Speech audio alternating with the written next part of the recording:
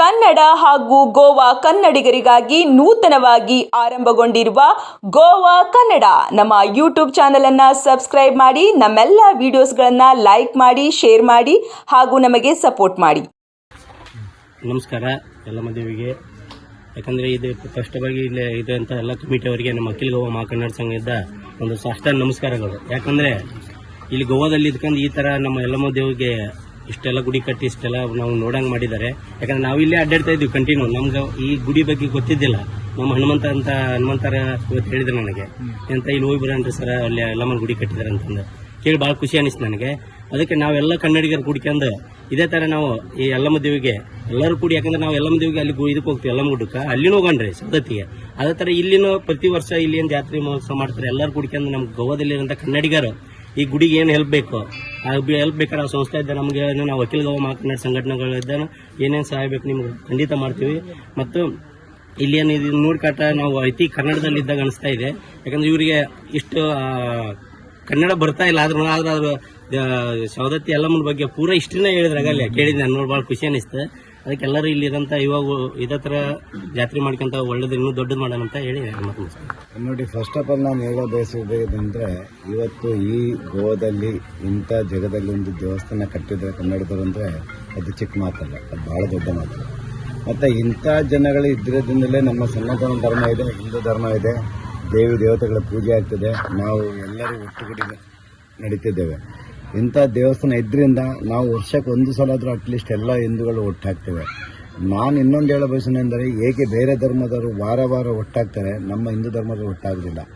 ಆದ್ದರಿಂದ ಇಂಥ ಜಗದಲ್ಲಿ ಎಷ್ಟು ಜನ ಇದ್ದಾರೆ, ಇಲ್ಲಿ ಯಾರಾದರೂ ಒಬ್ಬರು ಇದ್ರ ಮುಂದಾಳೋದು ತಗೊಂಡು ಈ ದೇವಸ್ಥಾನದಲ್ಲಿ ಒಬ್ಬ ನಮ್ಮ ಹಬ್ಬ ಹರಿದಿನಗಳ ಬಗ್ಗೆ, ನಮ್ಮ ಧರ್ಮದ ಬಗ್ಗೆ, ಭಗವದ್ಗೀತೆಯ ಬಗ್ಗೆ, ನಮ್ಮ ವೇದದ ಬಗ್ಗೆ, ಋಜುವೇದದ ಬಗ್ಗೆ, ನಮ್ಮ ಸನಾತನ ಧರ್ಮದ ಬಗ್ಗೆ ಹೇಳುವಂಥ ಒಬ್ಬ ಮಹಾಪುರುಷ ಅಂತಂದಿಲ್ಲಿ ಇಡಬೇಕು. ಎಲ್ಲರೂ ಸೇರಿ ಅದಕ್ಕೊಂದು 100 ರೂಪಾಯಿ 200 ರೂಪಾಯಿ ತೆಗೆದು ಕೊಟ್ಟು ಅವನು ನಮ್ಮ ಮಕ್ಕಳಿಗೆ, ಮುಂದಿನ ಪೀಳಿಗೆಗಳಿಗೆ ಬರುವವರಿಗೆ ಇಲ್ಲಿ ನಮ್ಮ ಜಾತಿ ಅಂದ್ರೇನು, ಧರ್ಮ ಅಂದ್ರೇನು, ದೇವರು ಅಂದ್ರೇನು, ಪೂಜೆ ಅಂದ್ರೇನು, ಪುನಸ್ಕಾರ ಅಂದ್ರೇನು, ಯಾವ ದಿನದಲ್ಲಿ ಏನು ಪೂಜೆ ಮಾಡಬೇಕು, ಯಾವ ಹಬ್ಬ ಹರಿದಿನಲ್ಲಿ ಏನಿದೆ. ನಾನು ತುಂಬ ಈಗ ಹೇಳಕ್ಕೆ ಬಯಸ್ತೇನೆ, ನಮ್ಮ ಹಿಂದೂ ಧರ್ಮದಲ್ಲಿ ಎಷ್ಟೋ ಜನಗೆ ಗಣಪತಿ ಹಬ್ಬ ಯಾಕೆ ಆಗ್ತದೆ, ದೀಪಾವಳಿ ಹಬ್ಬ ಆಗ್ತದೆ, ಗುಡಿ ಪಡವ ಯುಗಾದಿ ಹಬ್ಬ ಯಾಕೆ ಆಗ್ತದೆ ಅಂತ ಗೊತ್ತಿಲ್ಲ. ಆದ್ರಿಂದ ಇದು ಗೊತ್ತಾಗಬೇಕಾದ್ರೆ ಈಗ ಏನು ಇಷ್ಟು ಕಷ್ಟಪಟ್ಟು ದೇವಸ್ಥಾನ ಎಲ್ಲ ಇಲ್ಲಿ ಕಟ್ಟಿದ್ದಾರೆ, ಇವರಂಥವರು ಎಲ್ಲ ಸೇರಿ ಪ್ರತಿ ಒಂದು ದೇವಸ್ಥಾನದ, ನಾನು ಹೇಳೋದು ಈ ದೇವಸ್ಥಾನ ಅಲ್ಲ, ನಮ್ಮ ಇಂಡಿಯಾದಲ್ಲಿ ಎಷ್ಟು ದೇವಸ್ಥಾನಗಳಿದೆ ಅಷ್ಟೇ ದೇವಸ್ಥಾನದಲ್ಲಿ ಒಬ್ಬ ಅದರ ಬಗ್ಗೆ ನಾಲೆಜ್ ಇದ್ದವನು ಒಬ್ಬ ಎಲ್ಲ ಇರಿಸಿ ಅವನಿಗೆ ತಿಂಗಳು ಸಂಬಳ ಅಂತ ನಾವು ಎಲ್ಲ ಸೇರಿ, ಹಿಂದೂಗಳು ಸೇರಿ ಅವನಿಗೆ ಸಂಬಳ ಕೊಟ್ಟು ನಮ್ಮ ಮಕ್ಕಳಿಗೆ ಕಲಿಯುವ ಹಾಗೆ ಮಾಡಬೇಕು. ಆನಂತರ ಇನ್ನೊಂದು ಹೇಳೋ ವಿಷಯ, ನಮ್ಮ ಎಲ್ಲಮ್ಮ ದೇವರು ಸಾಧಾರಣ ದೇವರಲ್ಲ. ಎಲ್ಲಮ್ಮ ಭಯಂಕರ ಪವರ್ಫುಲ್ ಆದಂಥ ದೇವರು. ಅವರು ಏನು ಕೇಳ್ತಾರೆ ಅದು ಕೊಡುವಂಥ ದೇವರು. ಯಾರು ಇದ್ರನ್ನು ಇನ್ನೊಂದು ಎಕ್ಸಾಂಪಲ್ ಹೇಳ್ತೇನೆ ನಿಮಗೆ. ನಮ್ಮ ವಾಸ್ಕೋದಲ್ಲಿ ಒಂದು ಸೇಮ್ ಒಂದು ದೇವಸ್ಥಾನ ಇದೆ, ಎಲ್ಲಮ್ಮ ದೇವಸ್ಥಾನ. ಅಲ್ಲಿ ಒಂದು 70 ವರ್ಷದಿಂದ ಉದ್ಭವವಾದ ದೇವಸ್ಥಾನ. ಅಲ್ಲಿ ಸಹ ಒಂದು ರಸ್ತೆ ಪ್ರಾಬ್ಲಮ್ ಇತ್ತು. ಒಬ್ಬ ಅಧರ್ಮಿ ಬೇರೆ ಧರ್ಮದವನು ಅಲ್ಲಿ ಜಾಗ ತಗೊಂಡು ರಸ್ತೆಗೆ ಹೋಗ್ಲಿಕ್ಕೆ ಬರ್ಲಿಕ್ಕೆಲ್ಲ ಕೊಡ್ಲಿಕ್ಕೆ ಇಲ್ಲ. ಆದರೆ ಆ ವಿಷಯವನ್ನು ನಮ್ಮ ಕನ್ನಡ ಸೆಲ್ಲಿನಿಂದ ಮತ್ತೆ ಕನ್ನಡ ಸಂಘದಿಂದ CM ಹತ್ರ ತಗೊಂಡಿದ್ವಿ ನಾವು. CM ಒಂದು ದಿವಸ ಹೇಳಿದ್ರು, ನಾಳೆ ಅವ್ರನ್ನ ಕರ್ಕೊಂಡು ಬನ್ನಿ ಅಂತ. ನಾಳೆ ನೆಕ್ಸ್ಟ್ ಡೇ ಕರ್ಕೊಂಡು ಹೋದಾಗ ವಿದಿನ್ 10 ಮಿನಿಟಲ್ಲಿ CM ಅವರು ಅದು ಮ್ಯಾಟರ್ ಫಿನಿಶ್ ಮಾಡಿದ್ರು. ಆದ್ರಿಂದ ನಮ್ಮ CM ಅವರು ನಮ್ಮ ಜೊತೆಗೆ ತುಂಬಾ ಇದ್ದಾರೆ.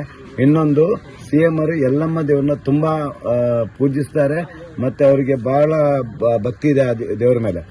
ಆದ್ರಿಂದ ನಾವು ಯಾವುದೇ ದೇವಸ್ಥಾನವಾಗಲಿ ಏನೇ ಆಗಲಿ ಕಟ್ಟಿ ಬಿಟ್ಟು ಬಿಡುವುದಲ್ಲ, ಕಟ್ಟಿದ ಮೇಲೆ ಅದನ್ನು ಇಂಪ್ರೂವ್ಮೆಂಟ್ ಮಾಡಬೇಕು. ಇಂಪ್ರೂವ್ಮೆಂಟ್ ಮಾಡಿ ಅಲ್ಲಿ ನಮ್ಮ ಮಕ್ಕಳಿಗೆ ಅದರಿಂದ ಏನಾದರೂ ಸುವಿಧೆ ಬರಬೇಕು. ಅಲ್ಲಿ ಒಟ್ಟಾದ ದುಡ್ಡನ್ನು ನಮ್ಮ ಮಕ್ಕಳಿಗೆ ಕೆಲಸ ಬರುವಾಗಿ ಮಾಡಬೇಕಾದ್ರೆ ಆ ದುಡ್ಡನ್ನು ಆಲ್ತು ಫಾಲ್ತು ಅದಕ್ಕೆ ಮಾಡಿದ್ರೆ ಹಾಳು ಮಾಡಬಾರ್ದು ಅಂತೇಳಿ ನಾನು ಇದೇ ದೇವಸ್ಥಾನದಲ್ಲ, ಎಲ್ಲ ದೇವಸ್ಥಾನದ ಕಮಿಟಿಯಲ್ಲಿ ಅಧ್ಯಕ್ಷರ ಹತ್ರ ನಾನು ಕೇಳ್ಕೊಳ್ತೇನೆ.